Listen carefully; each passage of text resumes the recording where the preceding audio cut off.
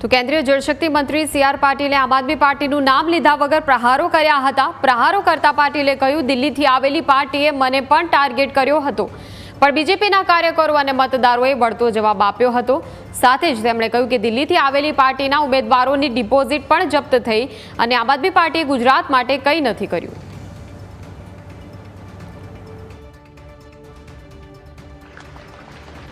દિલ્હીથી એક પાર્ટી આવી, એને તો પત્રકાર મિત્રોને કહ્યું કે લખી લો, અમારી સરકાર બને છે.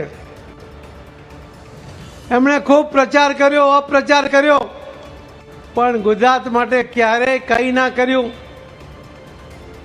એમણે ઘણા ટાર્ગેટ ઊભા કર્યા, મને પણ ટાર્ગેટ બનાવવાની કોશિશ કરી, પણ મેં એનો જવાબ આપવાનું ટાળ્યું, કેમ કે મને ખબર હતી કે મારા વતી ગુજરાત ભારતીય જનતા પાર્ટીના કાર્યકર્તાઓ એનો જવાબ આપશે. અને આભારી છે ગુજરાતના મતદાતા ભાઈ બહેનો એમનો પણ કે એમણે 126 સીટ ઉપર કે જે દિલ્હીથી આવેલી પાર્ટીના ઉમેદવારોની ડિપોઝિટ જપ્ત કરી નાખી.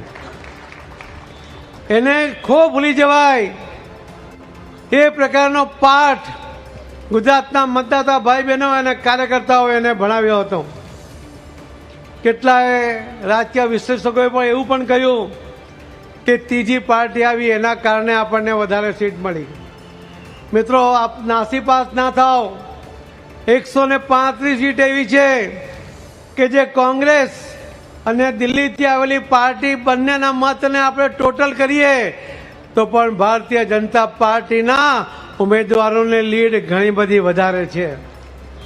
અને જે બાકીની 21 સીટ હતી એમાં પણ આપણા જ કેટલાક મતદાતાઓએ નાની મોટી ભૂલ કરી હશે, પણ એ આપણને કોઈ નુકસાન કરી શક્યા નથી.